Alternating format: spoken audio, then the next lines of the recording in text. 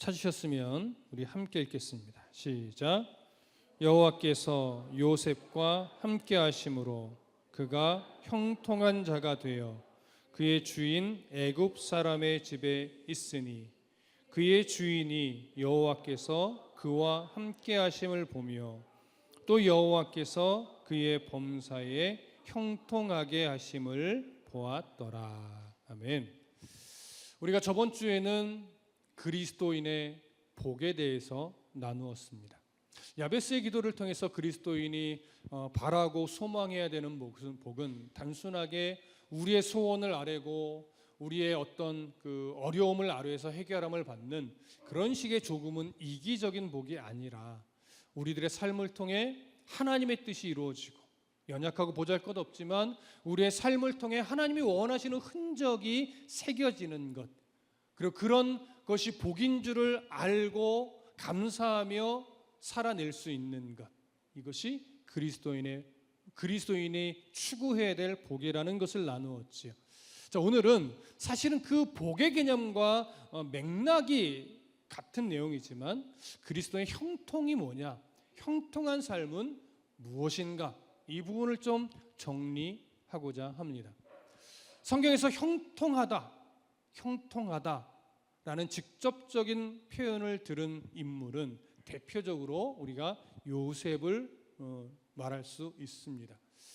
요셉의 인생을 쭉 살펴볼 때 참 요셉이 형통했다라는 표현을 하면요, 대부분의 사람들은 결국 요셉이 형들에게 미움을 받아서 노예로 팔리고 누명을 쓰고 감옥에 갇히기까지 했지만 결국 바로왕의 꿈을 해석해 줌으로 인해서 결국 그가 애굽의 뭐가 됐다? 국무총리가 됐다. 그러니 그는 형통한 인물이다, 이렇게 불현듯 생각하게 된단 말이에요. 그러나 요셉의 이야기를 쫙 훑어보면요, 요셉이 국무총리가 되었다라고 하는 그 에피소드에서는 성경이 그를 향해 형통하다라고 말하지 않아요. 기억하시죠? 요셉의 인생 중에서 그에게 하나님이 형통했다라고 하는 표현은 두 가지 상황에서 쓰여집니다. 그 첫 번째가 우리가 읽은 오늘 39장 2절과 3절이에요. 다시 한번 읽어볼까요? 2절과 3절 시작.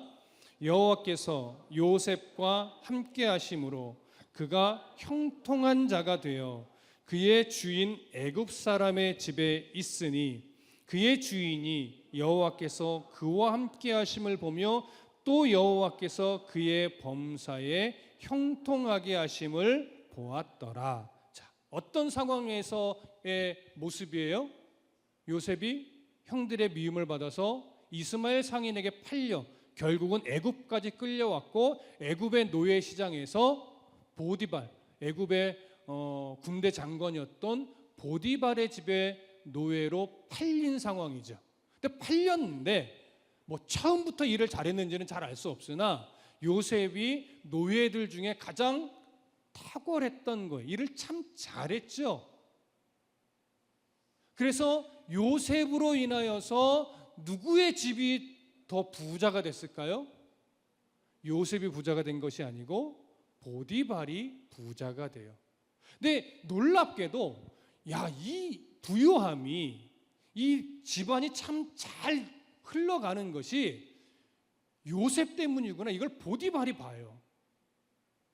그래서 보디발이 저 요셉의 하나님의 덕을 내가 보는구나, 이런 식의 어떤 인정함을 갖게 된 거예요. 그래서 3절에 보니까 그의 주인이 여호와께서 그와 함께 하심을 보며 또 여호와께서 그의 범사에 형통하게 하심을 보았더라. 이게 뭐예요? 요셉이 하는 대로 모든 것이 잘 되는데, 요셉이 생각하고 일하는 대로 모든 것이 잘 되는 이유가 요셉과 함께 하시는 그의 신, 요셉의 하나님 때문에 그렇게 되는 것이구나를 인정하게 됐다는 거예요.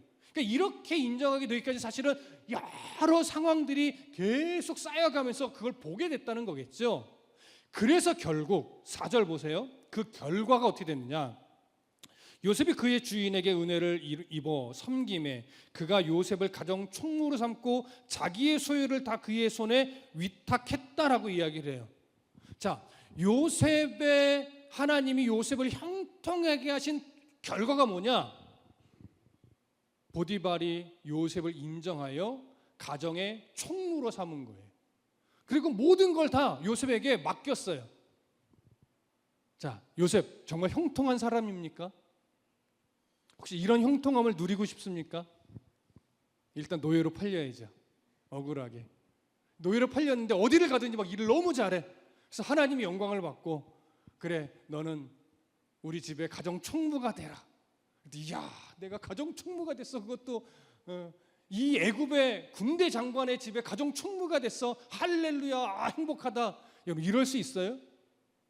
여러분 아무리 가난해도 내 집에서 내 자유를 가지고 내가 열심히 일하며 사는 그 자유가 행복이지. 어떻게 억울하게 노예로 끌려갔는데 그 집에서 인정을 받고 그 집의 노예들 중에 가장 탑의 자리에 있게 된 거, 이게 무슨 형통한 삶이겠습니까? 그래서 성경은 그가 형통한 자가 되었대요. 어느 누구도 이런 형통을 바라지는 않을 겁니다. 그런데 요셉이 이야기에서 또 하나의 상황에서 그가 형통했다라는 표현을 써요. 그게 어디냐면 39장 21절부터 23절을 보겠습니다. 39장 21절부터 23절. 자, 함께 읽습니다. 시작. 여호와께서 요셉과 함께 하시고 그에게 인자를 더하사 간수장에게 은혜를 받게 하시며 간수장이 옥중 죄수를 다 요셉의 손에 맡김으로 그 재반 사물을 요셉이 처리하고 간수장은 그의 손에 맡긴 것을 무엇이든지 살펴보지 아니하였으니 이는 여호와께서 요셉과 함께 하심이라. 여호와께서 그를 범사에 형통하게 하셨더라. 자, 어떤 상황이에요? 보디발의 아내가 요셉을 유혹했는데 요셉은 단호하게 그 유혹을 이겨내죠. 넘어가지 않아요. 그랬더니 보디발의 아내가 화가 나서 결국 요셉에게 누명을 씌웁니다. 그리고 결국 그 누명을 써서 감옥에 갇히죠. 그 감옥에 갇혔는데 감옥에서도 여호와께서 함께 하심으로 그가 일을 잘하는 거예요. 그때 간수장이 요셉을 그 다른 모든 죄수들을 관리하는 리더로 세웠어요. 그러면서 여호와께서 그를 형통하게 했다, 이렇게 얘기를 합니다. 자, 이런 형통을 원하십니까? 감옥에서 리더의 위치에 서는 형통함, 그 누구도 원하지 않을 거예요. 근데 이상하게 성경은 이 두 가지 상황에서 요셉의 삶을 형통하다라고 표현을 합니다. 왜 이런 삶이 형통일까요? 누구도 이걸 객관적으로 보면 이건 형통일 수가 없어요. 억울함의 연속일 뿐이죠. 근데 성경은 형통했다라고 해요.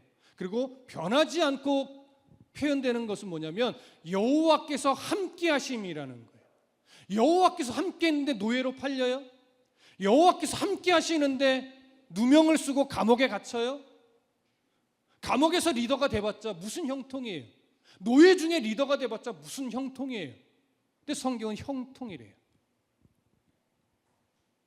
놀라운 것은 여기서 형통으로 번역된 히브리어가 찰라흐라는 단어입니다. 찰라흐도 역시 그 주체가 사람의 어떠함을 말하지 않아요. 오늘 성경에서도 표현되어 있지만 하나님이 한 사람의 인생에 함께하여서 그 인생의 최종 목적지를 딱 두고서 그의 인생을 포기하지 않고 함께하며 끌고 가는 과정, 이 전체가 뭐냐면 형통이에요. 이게 찰라흐라는 히브리 단어에 담긴 거예요. 한 순간, 한 지점만 보면 결코 형통함이 아니죠. 하지만 그의 인생을 끊임없이 끌고 가시는 하나님의 동행하심의 시선으로 본다면 이건 형통인 거예요. 사람의 시선으로는 억울한 상황이다. 그러나 억울하지 않다. 왜냐? 그 상황 속에서도 하나님은 요셉과 함께 하심으로 그에게 두신 그 흔적, 그에게 원하시고 바라시는 흔적 흔적을 만들어내기 위해 그런 상황마저도 도구로 하여 그를 인도해 가고 있는 과정에 있는 모습이기 때문에 이것은 노예로 끌려갔어도 형통이다. 누명을 쓰고 감옥에 갇혔어도 형통이다. 이걸 강조하고 있는 거예요. 여러분, 요셉이 왜 국무총리가 되었는가?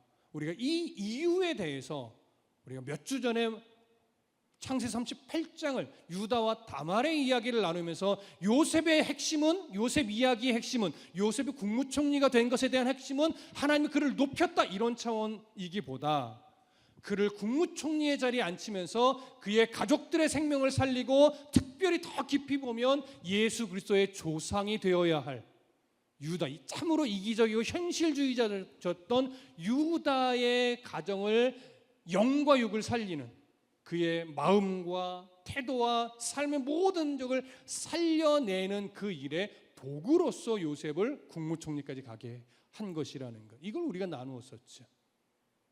바로 그러한 흔적을 하나님이 만들어 가기 위해 그 인생 여정을 다듬어 가시는 과정 중에 비록 우리 눈에는 참으로 안타깝게 보이는 노예의 삶, 누명을 쓰고 감옥에 갇히는 삶도 있었던 것뿐이에요.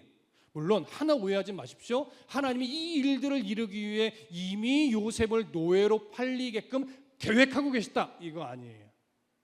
억울하게 누명을 쓰고 감옥에 갇히게 만들었다, 이거 아니에요. 그의 죄성된 인생이 형제들과의 관계 속에서 야곱의 편애가, 형들의 어떤 그 억울함이, 이 요셉의 철없음이 어우러져서 죄 많은 인생의 인간들의 삶 속에서 이런 결과들이 만들어졌을 뿐이에요. 하지만 하나님은 그렇게 죄로 인해서 만들어진 안타까운 상황마저도 하나님 자신의 뜻을 이루는 도구로 계속 사용해 내셨다라고 하는 것을 볼 수 있어야 돼요. 요셉이 이걸 언제 깨닫느냐? 바로 형들에 대한 테스트, 그러니까 국무총리가 된 이후에 형들에 대한 테스트를 다 마치고 나중에 창세기 45장에 가서 형님들 두려워 마십시오. 형님들이 나를 노예로 팔았다고 해서 내가 복수할까 두려워하지 마십시오. 지금까지 내가 살아온 흔적들을 되돌아보며 내가 하나님 앞에 서보니 이것은 억울한 일이 아니라 하나님이 생명을 살리려고 형들보다 앞서서 나를 이곳에 보낸 것뿐임을 내가 이제야 깨달았습니다. 그 고백을 하잖아요.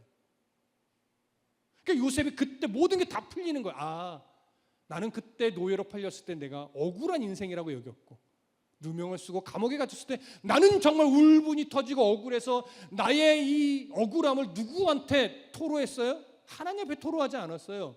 바로 왕에게 좀 알려주십시오. 술 맡은 관원장에게 당신의 꿈을 내가 해석해 보니 당신은 분명 복직될 겁니다. 그럼 나의 이 억울함을 바로 왕에게 말해서 나를 좀 풀어주십시오.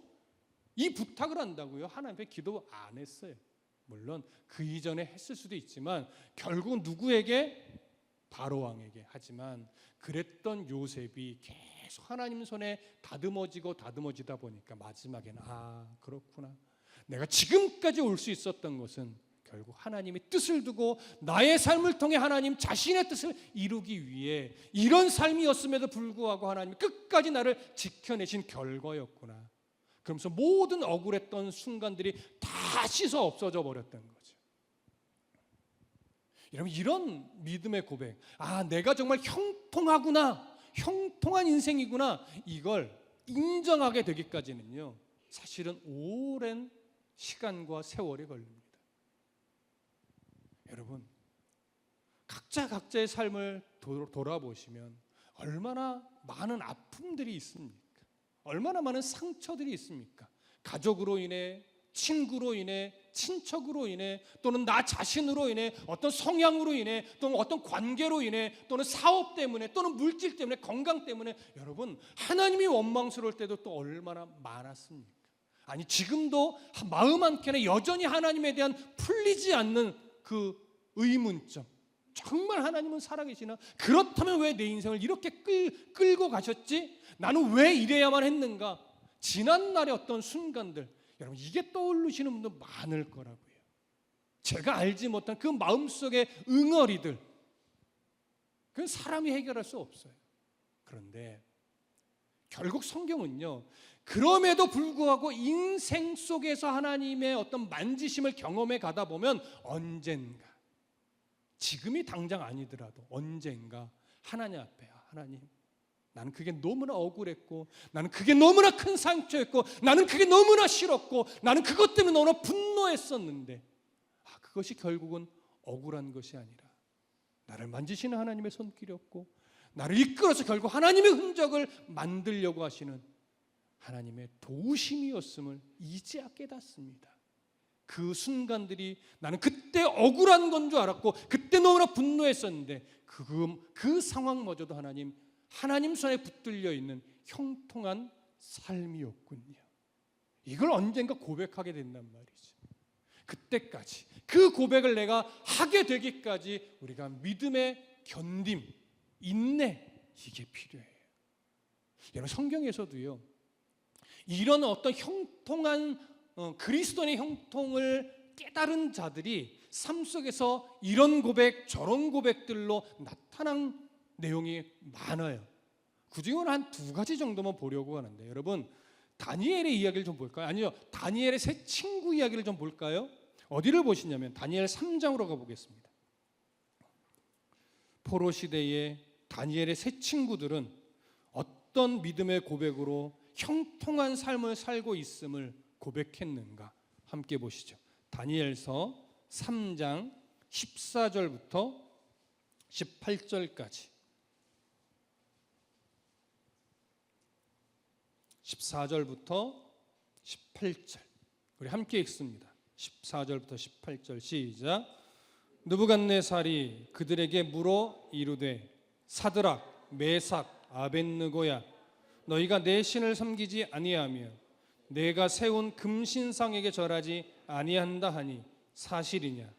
이제라도 너희가 준비하였다가 나팔과 피리와 수금과 사면금과 양금과 생황과 및 모든 악기 소리를 들을 때 내가 만든 신상 앞에 엎드려 절하면 좋거니와, 너희가 만일 절하지 아니하면 즉시 너희를 맹렬히 타는 풀무불 가운데에 던져 넣을 것이니 능히 너희를 내 손에서 건져낼 신이 누구이겠느냐 하니, 사드락과 메삭과 아벳느고가 왕에게 대답하여 이르되, 느부갓네살이여, 우리가 이 일에 대하여 왕에게 대답할 필요가 없나이다. 왕이여, 우리가 섬기는 하나님이 계시다면 우리를 맹렬히 타는 풀무불 가운데서 능히 건져내시겠고 왕의 손에서도 건져내시리이다. 그렇게 하지 아니하실지라도 왕이여, 우리가 왕의 신들을 섬기지도 아니하고 왕이 세우신 금신상에게 절하지도 아니할 줄을 아옵소서. 아멘. 여러분, 다니엘의 세 친구가 왕의 조서를 꾸며 명령을 내린 왕의 금신상에게 절하라는 이 명령을 순종하지 않았죠. 당연히 이건 순종할 수 없는 일이었어요. 왕은 이 다니엘의 세 친구들을 참 총애했습니다. 근데 이들이 절하지 않았다는 이야기를 듣고, 지금이라도 절하면 살려줄게 라고 말했어요. 그때 세 친구들이 뭐라고 말해요? 왕이여, 이 명령에 있어서 우리가 대답할 이유가 없습니다. 우리가 믿는 하나님은, 내가 믿는 이 살아계신 하나님은, 왕이 우리를 풀무불 속에 맹렬히 타는 그 불 속에 던져 넣는다 할지라도 살려내실 전능하신 하나님이고, 왕의 손에서도 얼마든지 살려내실 수 있는 전능한 하나님입니다. 여러분, 아멘이십니까? 그런데 한 가지 덧붙이죠. 그러나 그리 아니하실지라도, 혹여나 하나님이 살려주실 뜻을 두지 않아 우리가 풀무불 속에서 그냥 죽는다 할지라도 나는 왕에게 절하지도 않고 금신상에게 절하지도 않을 겁니다. 여러분, 이 고백이 어디서 나오는 걸까요? 지금 포로 시대에 이들은 포로지로 끌려가서 다른 왕의, 우상을 섬기는 왕의 신하로서 살아가고 있다고요. 결코 사람이 볼 때 형통한 삶이 아니지요. 근데 그 속에서도 왕의 총애를 받아서 왕의 신하로서 얼마든지 호의호식하며 살아갈 수 있는 능력의 사람들이었어요. 그런데 그들은 그럼에도 하나님의 기준에서 부합하지 않는 것에 있어서는 절대 머리를 조아리지 않았어요. 그러면서 담대하게 말하는 거예요. 왕에게 말할 필요가 없습니다. 내가 믿는 하나님은 풀무불 속에서도 날 살리시는 하나님입니다. 왕의 손에서도 얼마든지 하나님의 뜻만 두시면 건져내시는 하나님입니다. 당신이 우리를 죽이려고 해도 하나님이 뜻을 두시면 절대 죽이지 못합니다. 그러나 하나님이 거기에 뜻을 두시지 않아서 우리가 그저 그 풀무불 속에서 그냥 죽는 결과를 맞이한다 하더라도 우리는 하나님을 배신하지 않을 겁니다. 이 얘기죠. 왜 이런 담대한 고백을 할 수 있어요? 자신들의 인생이 하나님 앞에 버림받은 인생이 아니라는 걸 이들이 알았기 때문에 그래요.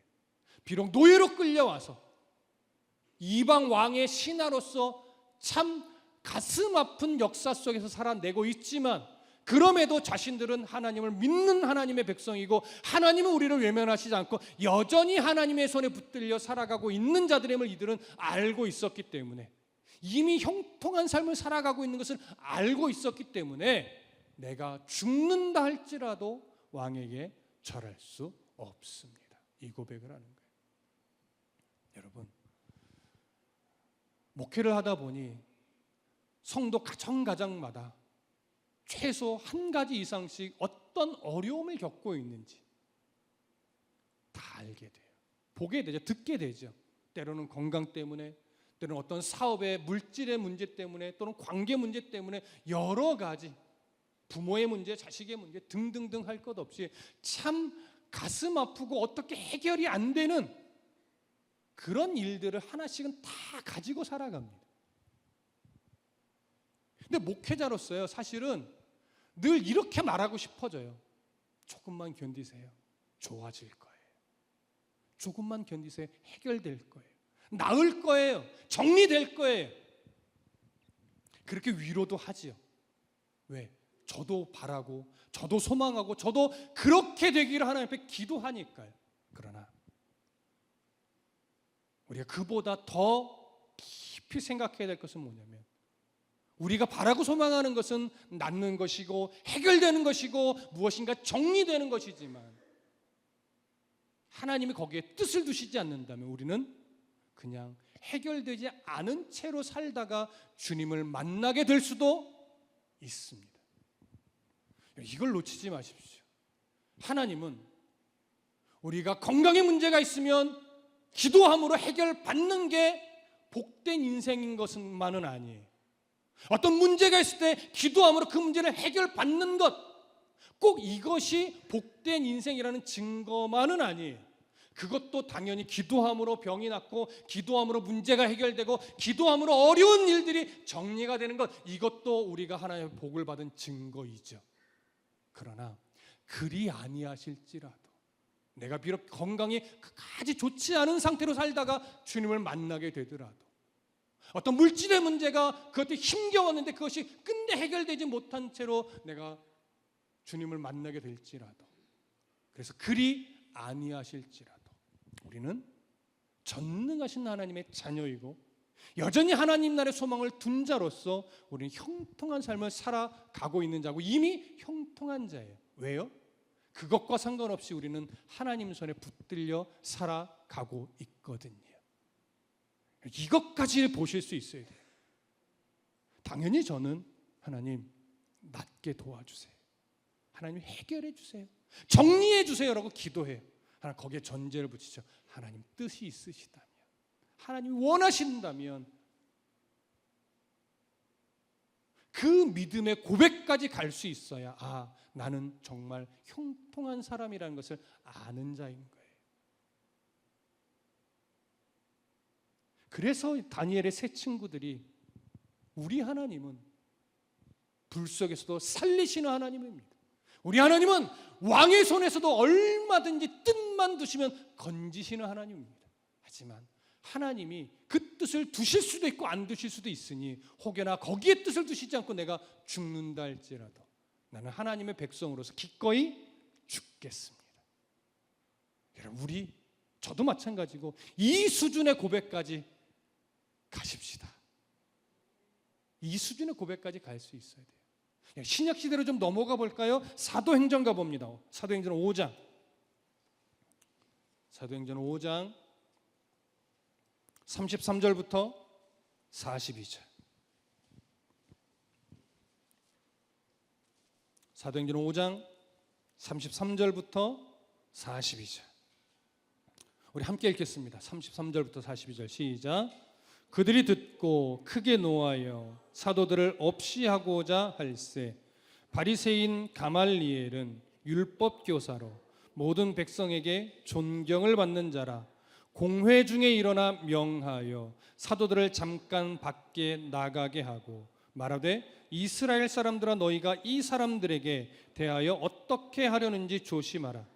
이전에 드다가 일어나 스스로 선전하며 사람이 약 400명이나 따르더니 그가 죽임을 당함에 따르던 모든 사람이 흩어져 없어졌고 그 후 호적할 때에 갈릴리의 유다가 일어나 백성을 꾀어 따르게 하다가 그도 망한즉 따르던 모든 사람들이 흩어졌느니라. 이제 내가 너희에게 말하노니 이 사람들을 상관하지 말고 버려두라. 이 사상과 이 소행이 사람으로부터 났으면 무너질 것이요 만일 하나님께로부터 났으면 너희가 그들을 무너뜨릴 수 없겠고 도리어 하나님을 대적하는 자가 될까 하노라 하니 그들이 옳게 여겨 사도들을 불러들여 채찍질하며 예수의 이름으로 말하는 것을 금하고 놓으니 사도들은 그 이름을 위하여 능력받는 일에 합당한 자로 여기심을 기뻐하면서 공회 앞을 떠나니라. 그들이 날마다 성전에 있든지 집에 있든지 예수는 그리스도라고 가르치기와 전도하기를 그치지 아니하니라. 자, 초대교회 때 이야기입니다. 오순절 성령의 강림 이후에 초대교회를 통해 그리고 사도들을 통해 하나님이 여러 역사들을 일으켰습니다. 많은 사람들이 사도들을 따르며 하나님의 말씀을 배우게 됐죠. 그런데 누가 시기해요? 제사장들, 서기관들, 종교 지도자들이 시기해요. 그래서 그들을 죽이려고 붙잡아 오지요. 근데 바울의 스승이었던 가말리엘이 거기서 중재를 합니다. 함부로 죽이지 마라. 예전에도 이렇게 사람들이 인기몰이를 하던 자들이 나타났지만 그들이 하나님에 대한 잘못된 믿음이었기 때문에 결국은 다 없어졌다. 그러니 이들도 가만히 둬라. 하나님으로부터 온 것이 아니면 언젠가 다 사라질 거다. 근데 만일 너희들이 그들을 죽인다면, 그런데 이들이 하나님으로부터 온 일을 행한 거라면 하나님부터 엄청 큰 벌을 받게 될 것이니 함부로 그들을 죽이지 말아라. 이렇게 석학이었던 가말리엘이 딱 중재에서 나서니까 다른 종교 지도자들이 그 말에 인정을 하게 된 거예요. 그래서 그냥 내보내면 좋았을 걸. 그냥 내보내지 않아요. 여기 보니까 뭐 했대요? 채찍질하고 다시는 그러지 말라 당부하고 내보냈대요. 여러분 성경이요 조금 약하게 번역을 했어요. 물론 문장으로는 맞게 번역을 한 거예요. 근데 이 채찍질이요 그냥 몇 대 때린 걸까요? 아니요. 대부분의 학자들은요 40의 하나 감한매를 맞았을 것으로 봐요.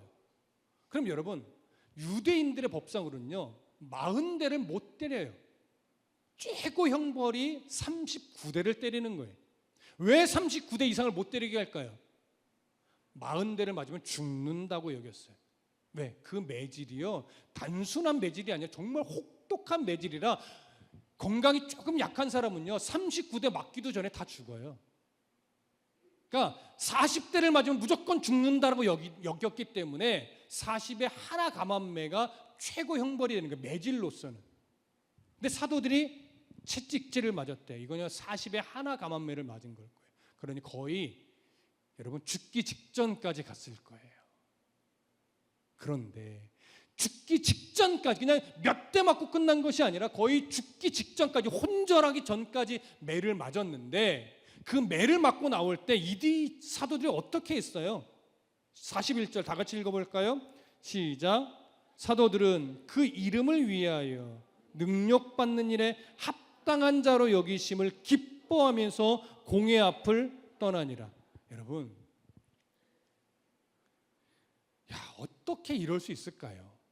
사도들이 40에 하나 감한매를 맞고 나서 다리 하나 움직이기 힘들 거예요. 쩔뚝쩔뚝했을 것이 어떤 사도는 다른 사도에게 이렇게 부축을 받아서 간신히 움직일 수 있었을 거예요. 그런데 예수 그리스도를 위하여 능력받는 일에 합당한 자로 여기심을 내가 받았다라고 하는 사실로 인해 기뻐하면서 갔대요. 내가 주의 이름을 위하여 이런 매를 맞을 수 있는 자격자로 하나님이 나를 인정하신 거구나.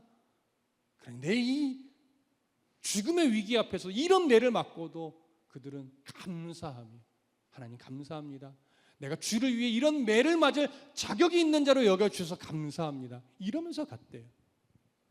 이게 단순한 사람에게서 나온 믿음이겠냐고요? 아니지.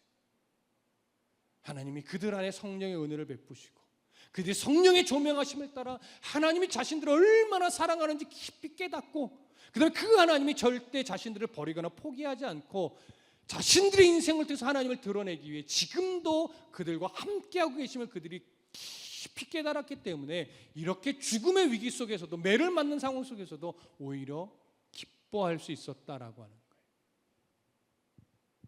어떻게 보면 이건 억울한 거예요. 하나님, 내가 주를 위해 헌신하고 복음을 위해 애썼는데 왜 내가 억울하게 붙잡혀서 아무 잘못도 없는데 40에 하나 감한매까지 맞아야 됩니까? 이럴 수 있는 거죠. 하나님, 내가 일평생 예배를 빠진 적이 없고 하나님 앞에 예물 드리기로 소홀히 한 적이 없고 봉사하는 일에 내가 게으른 적이 없는데 왜 내 지금 형편이 이래야만 합니까? 우리도 얼마든지 그럴 수 있잖아요. 여러분, 지금 상황이 여러분 다 해피하고 좋습니까? 여러분, 지금 가정마다 걱정거리가 없고 근심거리가 없고 주로 인해 늘 행복합니까? 저도 그러지 않아요, 여러분. 저도 생각해보면 걱정거리가 있고 고민거리가 있지요. 여러분들은 더하죠, 저보다. 저는 그저 교회 일만 하는데도 조금씩 그럴 수 있는데 여러분은 세상에서 현실을 살아내고 있는데 더하죠.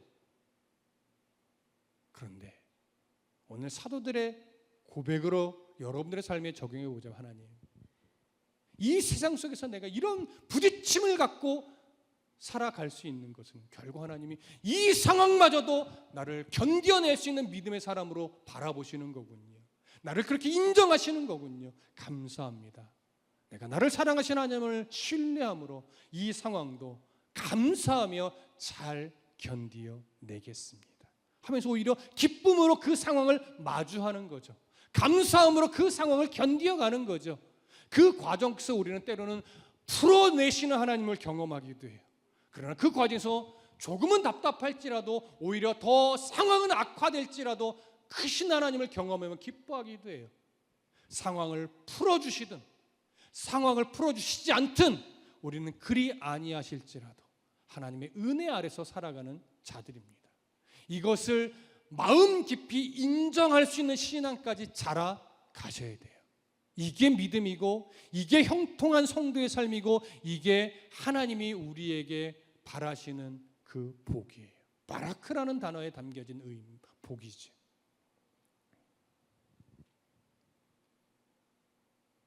바울의 고백을 하나만 더 보겠습니다. 빌립보서 3장으로 가봅니다.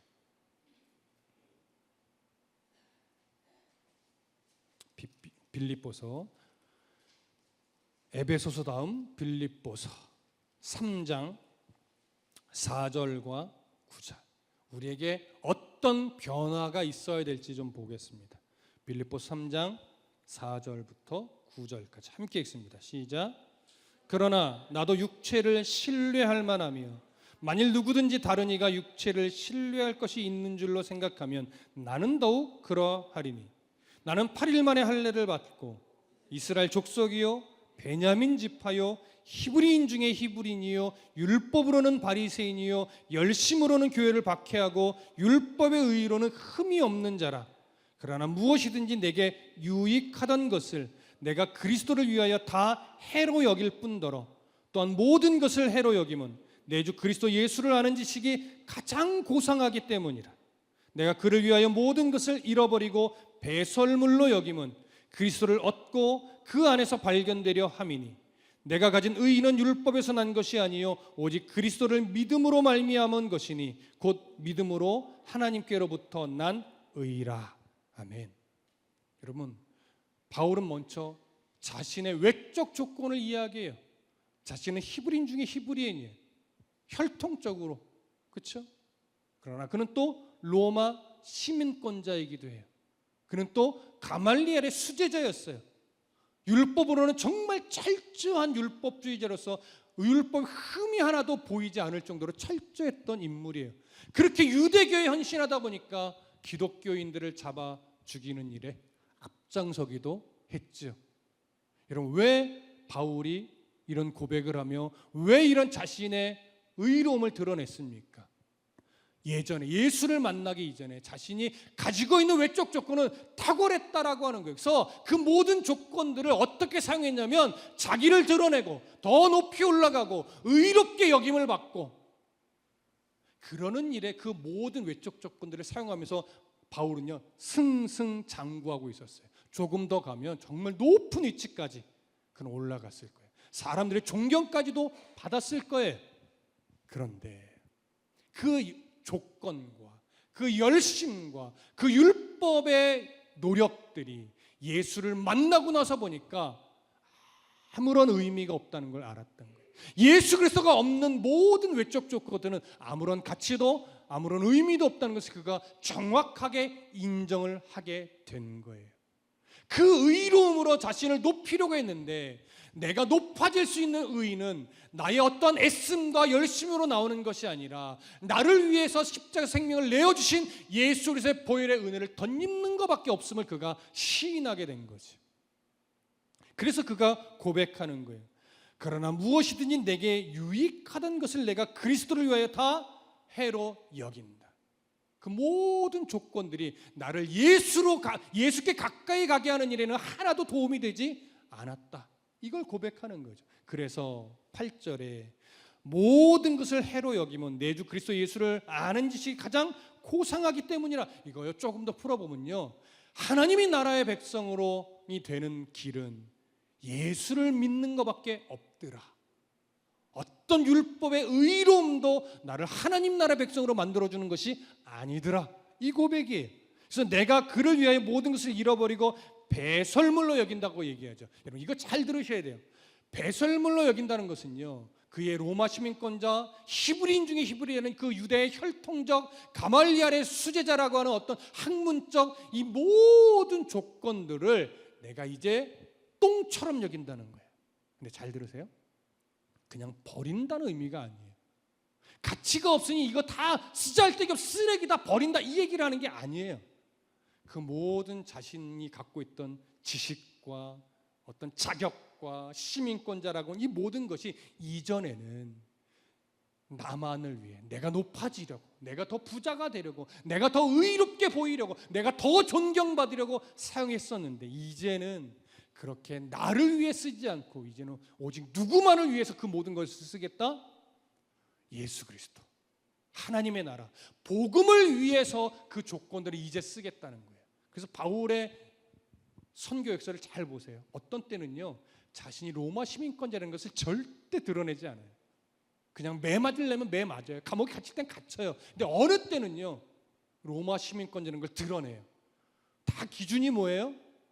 복음을 위해서 내가 로마 시민권자라는 것을 드러내야 될 필요가 있다면 드러내요. 근데 오히려 그것이 복음에 방해가 된다면 내가 매를 맞고 감옥에 갇히는 한이 있어도 로마 시민권자라는 걸 드러내지 않아요. 이렇게 쓰는 거예요. 여러분, 오늘 우리에게 주어진 크고 작은 물질, 우리에게 주어진 어떤 크고 작은 재능들, 어떤 명예들, 이런 모든 것들이 얼마든지 내 배를 불리고 나의 인기를 높이고 명예를 올리기 위해서 사용할 수 있지요. 그렇게도 쓸 수 있어요. 또 필요해요. 하지만 그 모든 조건들이 더 성숙한 그리스도인의 삶에서는요, 어떻게 하면 하나님의 나라를 드러내고 어떻게 하면 복음에 필요한 도구가 될까, 이 고민을 하면서 올바르게 물질을 써요. 올바르게 명예를 써요. 올바르게 재능을 사용하는 거예요. 이게 바로 형통한 자의 삶에 나타나는 특징이에요.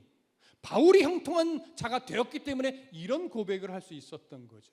그래서 이제 우리에게 어떤 결단이 일어나야 되는가? 마지막 성경 한 구절 봅니다. 빌립보서 4장 8절부터 9절까지. 빌립보서 4장 8절부터 9절.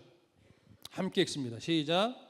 끝으로 형제들아, 무엇에든지 참됨이요, 무엇에든지 경건함이요, 무엇에든지 오름이요, 무엇에든지 정결함이요, 무엇에든지 사랑받을 만하며, 무엇에든지 칭찬받을 만하며, 무슨 덕이 있든지 무슨 기름이 있든지 이것들을 생각하라. 너희는 내게 배우고 받고 듣고 본 바를 생각하라.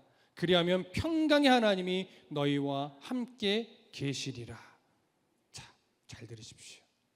8절에 보면 8가지 덕목을 이야기합니다.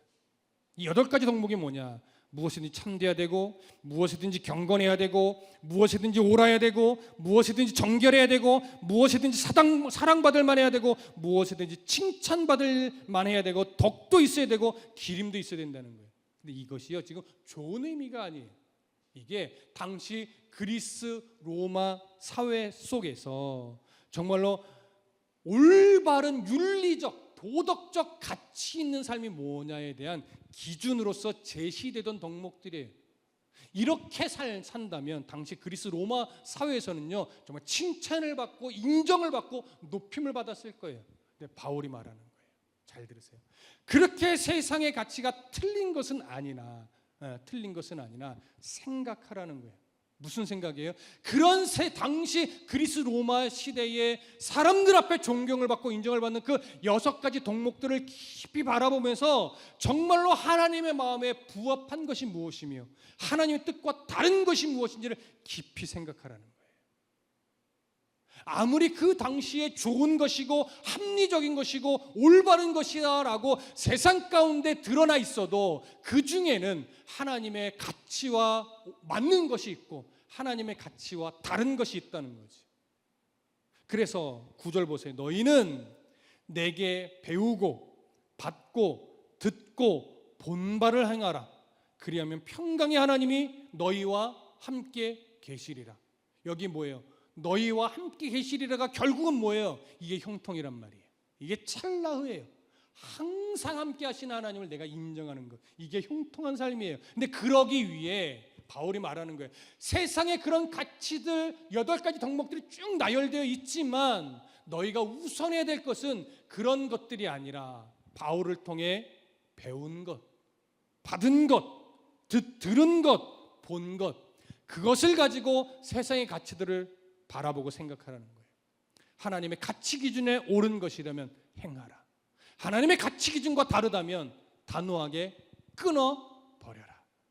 그리고 말씀 안에서 배운 하나님의 가치 기준을 가지고 너희가 견딜 것은 견디고 싸울 것은 싸우고 지킬 것은 지키면서 살아간다면, 그러면 마지막에 뭐라고 말해요? 평강의 하나님이 너희와 함께 하시리라. 왜 평강의 하나님이에요? 상황은 어려운데 이런 하나님을 만나니까 상황이 어렵지만 마음은 항상 평안할 수 있는 거예요. 힘겨운 일이 아직도 남아있는데 이런 하나님이 나와 동행하시다는 걸 내가 이제 깊이 깨달으니까 상황과 상관없이 오늘도 평강의 삶을 살아갈 수 있는 거죠.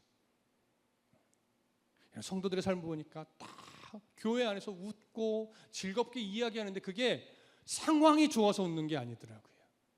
어렵지만 여전히 해결해야 될 것도 있고 여전히 산재된 문제들이 있음에도 불구하고 말씀 안에서 하나님을 계속 만나고 말씀 안에서 하나님이 이런 계획과 목적이 있고 이렇게 하나님이 동행하신다는 걸 늘 듣고 배워가니까 그럼에도 감사하는 모습이 나타나는 거예요. 그럼에도 기뻐하는 용기가 생겨나는 거예요. 그럼에도 평안할 수 있는 은혜가 있는 거예요. 여러분, 상황이 좋아져서 웃는 게 아니더라고요. 다 정리가 돼서 기뻐하는 게 아니더라고요. 오늘 저와 여러분들이 이런 형통의 모습을 인정하게 되고 이런 형통한 자라는 것을 인정하게 됨으로 말미암아 성경이 가르친 그 말씀과 세상의 가치를 잘 비교하여서 정말 하나님의 가치 기준을 가지고 이 세상을 살아내는, 그렇게 형통한 자의 삶을 살아가는 저와 여러분 되시기를 간절히 소망하고 축복합니다. 기도하겠습니다.